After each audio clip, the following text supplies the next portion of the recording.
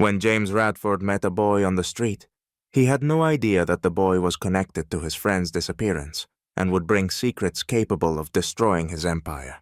In a world full of racism and injustice, James would have to face betrayal and ghosts from the past that could unravel everything. The events that followed would astound even those who had seen it all. But let's start from the beginning. James Radford was a man many admired, but few knew how difficult his journey to wealth had been. Outwardly, everything appeared flawless. This corporate magnate never had to think about the little things. Every day, he was greeted by staff, car doors opened automatically, his meeting schedule was timed to the minute, and bills at the most prestigious establishments never reached his hands. It was a life to be envied. But this glamorous facade couldn't patch the deep void that had tormented his heart for years. Though hidden beneath layers of expensive suits and golden cufflinks, the past always found a way to resurface. In his youth, James had been just a simple boy from a poor neighborhood, where every day was a struggle for survival. But despite all the hardships, he had a friend, Samuel. This boy was like a second half to him, a family member with whom he could share any hardship. They dreamed of a better life, believing that one day everything would change. But one day, Samuel disappeared. He simply vanished, as if he had never existed. And though James became rich and successful, he could never erase from his memory that tragedy, that loss, which left a scar on his soul for life. Many years later, walking the streets of Manhattan, James once again felt that old pain of loss. After another business meeting, where multi-million-dollar contracts were discussed, he decided to walk through the city. The route, like everything in his life, was familiar. Gleaming shop windows, the signs of elite stores, with people in expensive suits and dresses bustling about. It seemed that James had the world under his control. But suddenly, something made him stop. He saw a boy standing on the corner of the street near an empty building. At first glance, he seemed like any other street kid, one of the many found in a big city, thin, dirty, in rags. The boy held a cardboard sign with crudely written letters, "Forgive me." It could have been a common sight for New York, but James suddenly felt time slow down. Looking at the boy's face, he felt a strange déjà vu. It seemed as if he had seen those eyes before, a gaze full of despair, but also with an inexplicable strength. James slowed his steps, his eyes fixed on the child. Something stirred in his heart. It wasn't just pity, but a deep, almost physical sense of anxiety and strange curiosity. Suddenly, the boy's eyes met his own. It felt like that moment lasted forever. The boy came closer, and James noticed that his lips were trembling slightly. He looked exhausted, as if a burden too heavy for a child was weighing on his shoulders. When the boy stopped a few steps away, he quietly said, "Forgive me, sir." His voice was hoarse, almost a whisper, but there was a heaviness in those words, something that made James truly listen. The words echoed in James's mind, leaving behind even more questions. Something about this child seemed strangely familiar, as if this moment was part of a long-forgotten but important story. James stood there, mesmerized, unable to look away. Who was this boy? And why had his appearance made James remember things he had long tried to forget? For several days after the encounter, James couldn't get the boy's image out of his mind. He replayed that moment over and over. The child's eyes, his voice, the strange feeling that overwhelmed him when he saw the sign that read, "Forgive me." Those words seemed to pierce his soul, leaving a deep mark. He tried to convince himself that it was just a coincidence, but something inside wouldn't let him rest. For the first time in many years, James found his mind consumed by a thought that defied rational explanation. The next day, despite his doubts and not understanding why this mattered so much, James returned to the same spot in Manhattan where he had met the boy. He carefully scanned the area, hoping to see the same child, but he was nowhere to be found. James felt a growing frustration mixed with concern. Who is this boy? Why can't I forget him? He wondered, passing by the empty street corner. Suddenly, he noticed something on the sidewalk, a crumpled piece of cardboard, similar to the sign the boy had held, but the boy was gone. James saw a small shadow disappear into a nearby alley, heightening his anxiety. That day set off a chain of events James could no longer stop. The more time passed, the stronger his desire to understand who the boy was and why their meeting had struck such a chord in his heart. James knew he couldn't do it alone, so he decided to hire his private investigator, a man he trusted with his most difficult and delicate matters. He tasked the detective with finding the boy and learning everything about him. Several days passed, and James was on edge, waiting for answers. Each morning began with thoughts of how this child might hold the key to some mystery connected to his past. But each evening brought more questions. Memories of Samuel, his best friend, who had suddenly disappeared years ago, began to surface. They had been like brothers, surviving the hardships of poverty together, and then Samuel was just gone. No one ever knew what happened to him. Some said he'd been kidnapped, others thought he was dead, but no body was ever found. It was the one memory James preferred not to revisit, because it too painfully reminded him of what he had lost. Finally, after a few days, the detective brought news. James anxiously accepted the report, feeling his heart race in anticipation of the revelation. It turned out the boy he had encountered lived in an orphanage. He had been found on the street when he was about 4 years old and had since moved from one institution to another. All attempts to find out who his parents were had failed. He didn't remember his real name, and no family had ever been found. It was as if he were a ghost child with no past. James felt a strange relief, but with it came a deep sense of unease. Why had this boy, whom no one could identify, made such a strong impression on him? Why couldn't he stop thinking about him? Too many coincidences began to form in his mind. This boy had appeared in his life out of nowhere, just as Samuel had disappeared. They were about the same age when James lost his friend. Both had been left to the whims of fate, without families and without a past. The more James thought about it, the more he convinced himself that this encounter was no coincidence. He couldn't shake the feeling that this boy was connected to his past, possibly even to Samuel's disappearance. He needed to know more, to uncover the other secrets hidden behind this stranger. James's thoughts about the boy consumed him. He felt that the longer time passed, the stronger his conviction grew.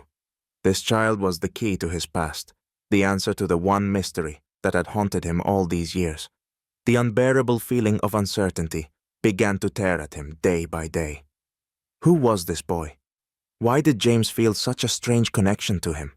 Everything pointed to something much larger lurking behind this story. Obsessed with this idea, James decided to visit the orphanage where the boy lived.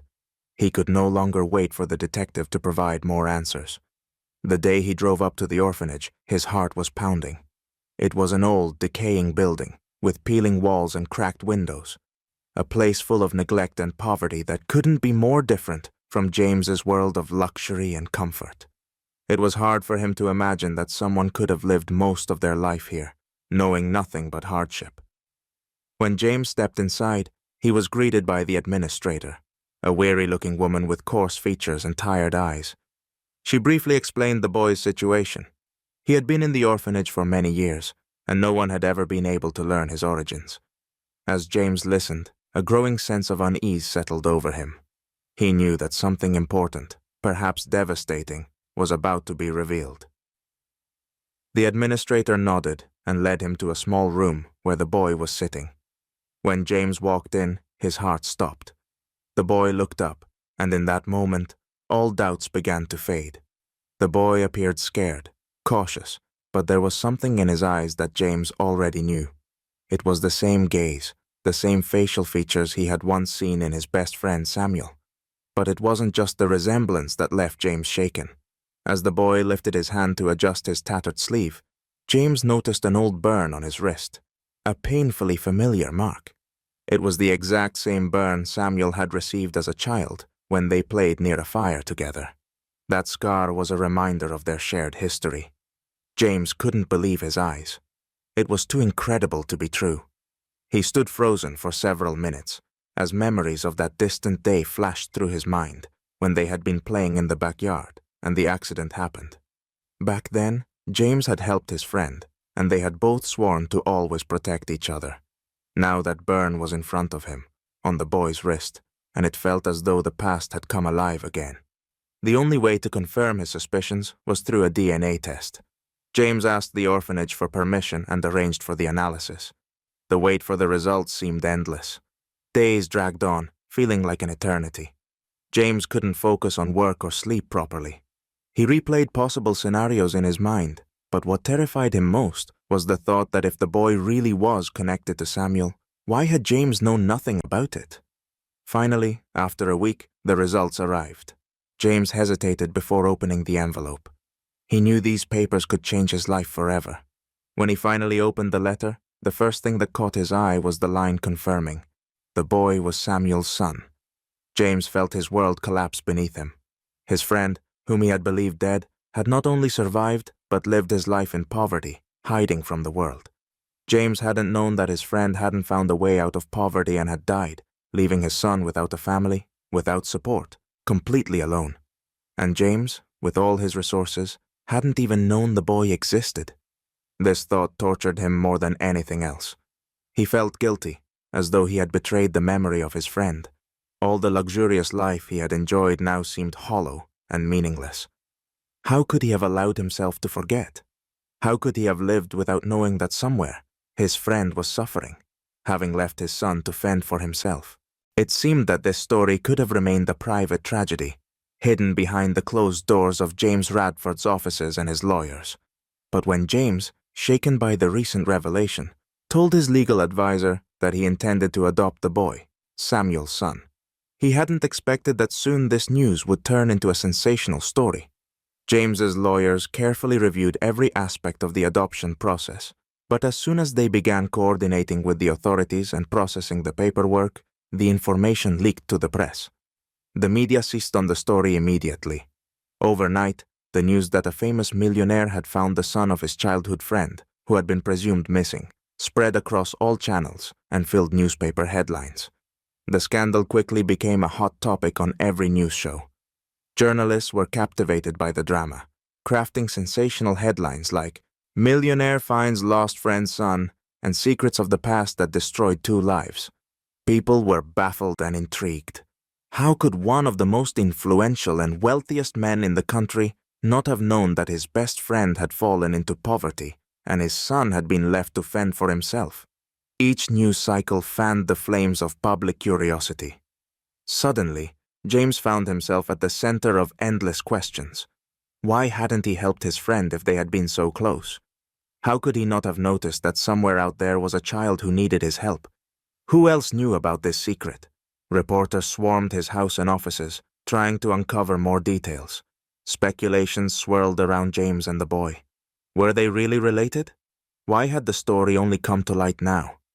The media didn't miss any opportunity to turn this personal tragedy into a public spectacle. But this was just the tip of the iceberg. The story, which seemed to be the climax of a tragedy, was only beginning to unfold. Despite the pressure from the public, James made a firm decision. He would adopt the boy and give him everything that could make up for the years of deprivation and loneliness. James not only became his guardian, but also aimed to become a true father, pouring all his efforts and resources into correcting the mistakes of the past. He was ready to do whatever it took to give the boy the life he and Samuel had dreamed of many years ago. However, as the boy began to adjust to life with James, new, even more shocking secrets started to surface. James gradually discovered that Samuel's life in his final years had not been as obscure as it seemed. His friend, who had appeared to live in the shadows and poverty, had in fact led a double life. It turned out that while hiding from the world, Samuel had been collecting information and learning a great deal about those who had once betrayed him. And among those people was James himself. At the time of his disappearance, Samuel had gotten entangled with dangerous individuals, and instead of returning to James for help, he chose to vanish. But he never forgot their friendship. For years he had watched James from afar, learning about his rise to business power, his partners, and his underhanded deals, transactions that could have jeopardized Radford's reputation. Samuel had gathered enough evidence that could have destroyed James's career if it ever fell into the right hands. Now, the boy, Samuel's son, was at the heart of this unfolding drama. James didn't know exactly what Samuel had passed on to him, But he began to understand that all these buried secrets could emerge at any moment. The boy had notes, documents left behind by Samuel, containing the keys to secrets that could ruin James. These papers didn't just concern business. They exposed the dark connections and deals that could topple not only Radford's reputation, but entire corporations with which he was linked. The nation followed this story with bated breath, waiting to see how it would all end. James faced a complex moral dilemma. He had taken the boy in as his own son, and now he had to find out on which side the child would stand, on the side of his father, who had left him crucial information, or on the side of James, who was trying to protect his reputation and business.